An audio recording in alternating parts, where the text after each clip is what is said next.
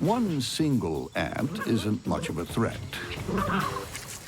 But where you find one, you'll find many. Individual nests can contain tens of thousands of ants, but they're often linked together into super colonies that can contain hundreds of thousands or more. Meat ants don't sting, but they bite with a vengeance, with mandibles honed like steel shears to rip through raw flesh. For the victim, it's death by 1,000 cuts. The ants just swarm over whatever they're attacking, and all those tiny little jaws keep snipping and snipping and snipping until it's history. They can make an animal much larger than them run for the hills. Whenever a meat ant is moving, it's hunting. And there are many mouths to feed. Meat ant colonies have multiple queens, all pumping out larvae that need to be fed. This is why the colonies are always on the hunt. They just have so many larvae back at home screaming for energy-rich food. And when they go hunting, meat ants will go on the attack at any time. These soldiers join forces at a moment's notice. News of a conflict spreads fast through the troops. When an intruder stumbles into the ants' area, the message goes out very, very quickly. It literally spreads like wildfire. Vibration and touch play their parts. But specific chemical signals, pheromones, are the real key to communication. Before you know it, a swarm is on the way, ready to defend against anything. In the eternal tussle for insect supremacy, some bugs are Goliaths, and some more like Davids with a bad attitude. Meat ants are really kind of ill-behaved ants. These are aggressive ants that are perfectly willing to attack. They're scary ants. Meat ants are active in daylight, while rhinoceros beetles get busy at night.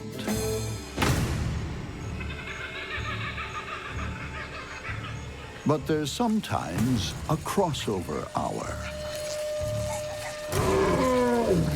It's early morning, and a tank-like vegetarian blunders into meat ant territory.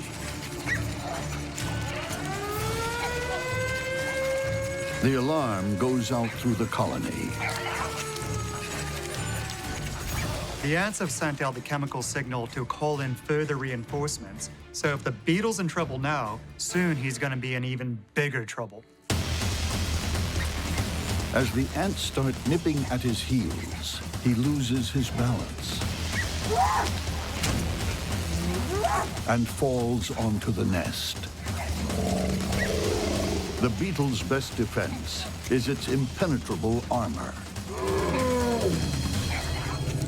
Really, the only places where these ants are going to be able to get in and bite at the rhinoceros beetle effectively is at its joints.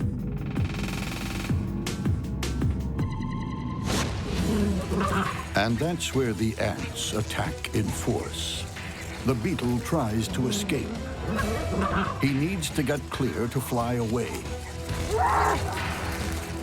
But carrying vicious ants as excess baggage, he can't get to the runway. The best thing it could do is fly away, but it gets ready to fly really slowly. The ants dig deeper now. They crawl inside the skin of their prey, spraying formic acid. Savagely and relentlessly, dozens of mandibles are biting the beetle to death. At this point, the beetle's armor is useless. The ants are going to crawl into every crevice they can and bite him into oblivion. In this battle, size becomes a disadvantage. A lumbering armored tank is no match for armor-piercing infantry.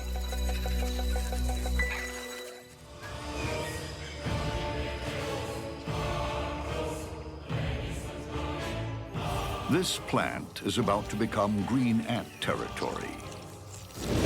In less than a day, they will swarm over its leaves and bend them to their will. It's empire building by an incredible society that thinks as one. Colonies are interesting things. This is where hundreds of individuals behave like a single organism. They may think as one, but they're divided into specialist teams. There are workers, porters, guards, and beneath this swarm of servants, a queen.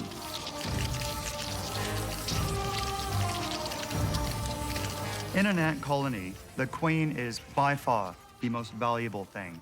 She sits there day in, day out, pumping out hundreds of eggs. Construction on the Queen's castle is underway.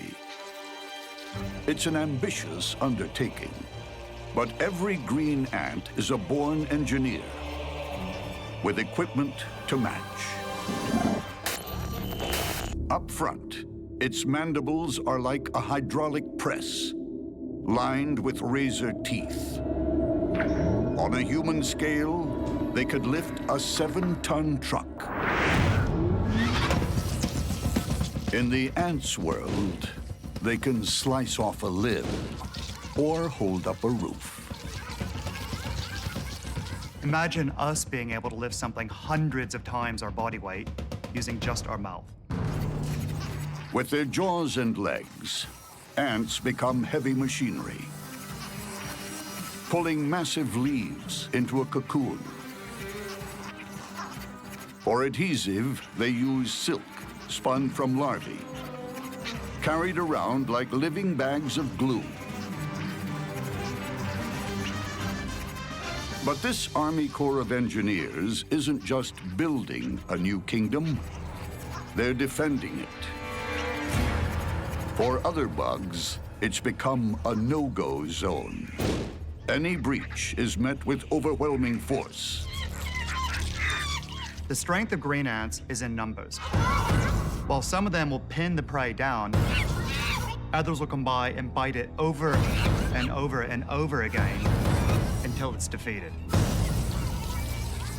Like a crack commando unit, a squad immobilizes the beetle, while others start slicing it up. Green ants can capture and butcher a beast in just minutes. Above the ground, a high-rise militia goes through its maneuvers. Its headquarters is a leafy bunker, home not to generals, but to green ant larvae, who could one day become soldiers in an ever-expanding army. Green ant colonies are generally spread around a dozen trees that might contain up to 150 nests, with 100,000 to 500,000 ants total, all of which will risk life and limb to protect the colony. Every one of these workers comes equipped with weapons of war, serrated mandibles that cut and crush. As in all ant societies, male drones stay at home, leaving this army of sterile females to forage for food. But at the first sign of war, chemicals called pheromones are sent out. Foragers become green grunts, and more move into the kill zone. Even a huge and highly venomous scorpion is no match for a company of angry green ants. For green ants, defense is all about strength in numbers. They will just keep sending more and more troops out until whatever they're battling with is either gone or they kill it and carry it away for dinner. Green ants also deploy chemical weaponry. Formic acid that burns organic tissue sprays from their abdomens. If that weren't bad enough, they swarm over a victim, literally biting it to death. A grasshopper many times bigger than one ant is no match for a seething mass of foot soldiers. When the workers are called to arms, you're no longer dealing with a bunch of cute and fascinating little green ants. Rather, they become like this unstoppable organic plasma that can deter any predator, whether it's coming from the ground or the air. Victims become helpless marionettes, dancing to the tune of a swarm of single-minded puppeteers. Life goes on in the paper wasp nest and the green ant colony. It's live and let live. But nature is fickle. One unfortunate windstorm can smash one bug civilization up against another without warning. This is two insect civilizations at war. And no matter who wins, both sides are going to suffer massive losses. In the rainforest, it's the calm before the storm. But as the weather worsens, a tree branch, home to a green ant colony, is flung against a paper wasp nest. War is declared. Wasps mobilize their airborne troops. Gangs of green ants swarm over individual wasps. Green ants have a major tactical advantage here because they can team up very efficiently against an individual wasp, but the wasps can't work together against an individual ant. The ants lay pheromone trails and shake their bodies to communicate and coordinate their attack. Without the ants' superior teamwork, the wasps are at a disadvantage. But one-on-one, a larger wasp overpowers a single ant. Some are thrown to the ground, others killed instantly. But in ant battle tactics, strength lies in numbers. Individual wasps are pinned down, sprayed with formic acid, and bitten ferociously. Alone, they have no answer to a combined attack. The wasps are so much larger than the ants, and they're not cooperating the same way. They're all actively defending the area, but the ants are able to gang up and pull on different legs. So an individual wasp may have multiple ants attacking it.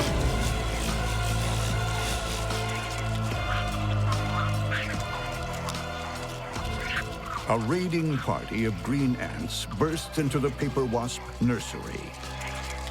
Here, wasp guards defend their larvae by biting and stinging. The wasp's sting is great against bigger animals, but it's pretty hard for a wasp to effectively sting one ant. And even though wasps are able to sting repeatedly, it's really hard for them to sting one ant, sting another ant, sting another ant.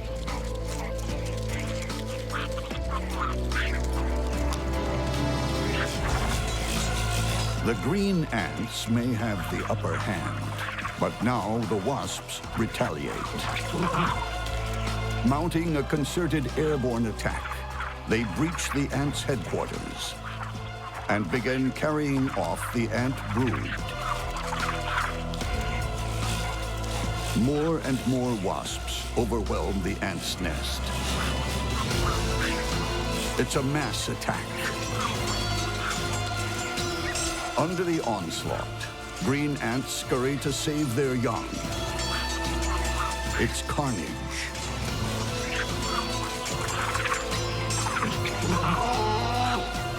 The battlefield is littered with the wounded, the dying, and the dead.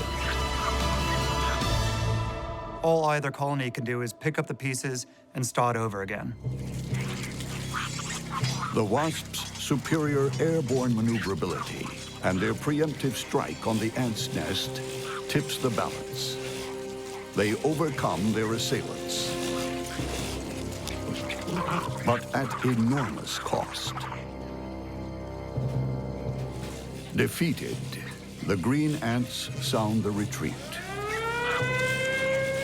Their bunker is torn apart. They scramble to salvage the surviving larvae. In a bug war of this magnitude, the refugees have no choice but to escape with their young, to start a new life in another part of the forest.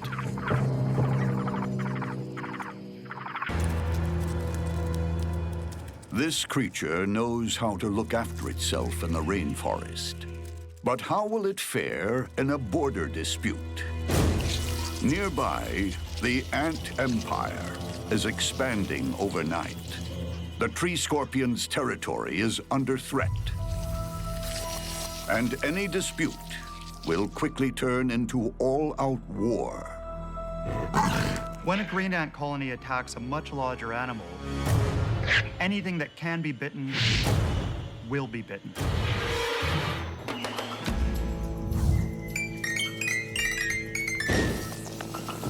When green ants invade your territory, they don't negotiate. They simply arrive in their thousands and start building an empire. There's no diplomacy, no discussion. They owe allegiance only to their queen. Green ants are extremely territorial.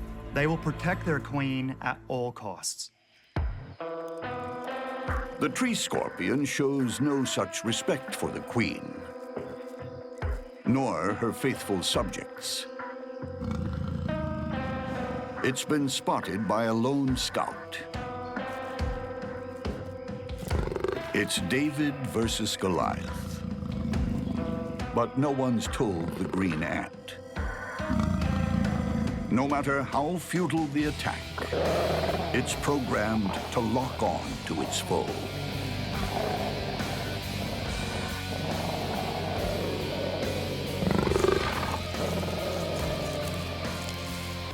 The scout is easily dispatched, but it has sent out a chemical distress signal.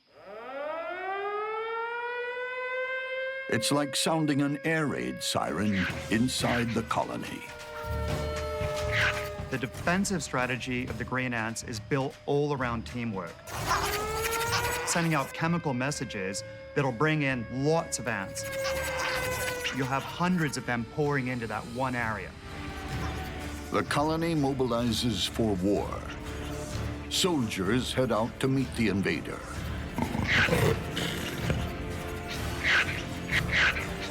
The tree scorpion tries to beat a retreat, but it's surrounded. This is where the real fight begins. Once the green ants start operating as a team, their effectiveness takes an exponential leap. It's a case of 1 + 1 = 3. Ant numbers swell quickly. Each attaches itself, trying to outmaneuver the giant intruder. Sensing an advantage, the ants deploy their weapon of mass destruction, a cloud of formic acid. Sprayed from each ant's abdomen, the cloud is like pouring molten lava on the scorpion's wounds.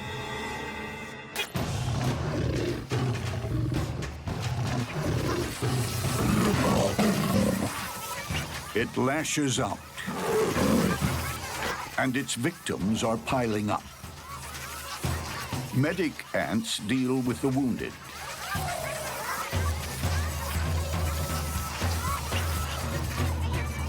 But more soldiers swarm in to replace the dead and dying. The onslaught overcomes the scorpion's last defenses. The ants are able to hold on to different parts of the scorpion so it isn't able to sting. There's a limit to how many it's able to grab with its pinchers. The scorpion is pinned, helpless. The ants then set about dismembering their victim, chewing through its joints. They start carrying away the ultimate trophy of war, the scorpion's stinger. There's nothing their victim can do.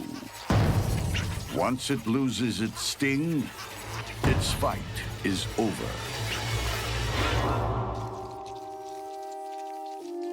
Many ants have made the ultimate sacrifice. That's how the colony works. One individual dies, an empire is defended. Long live the queen.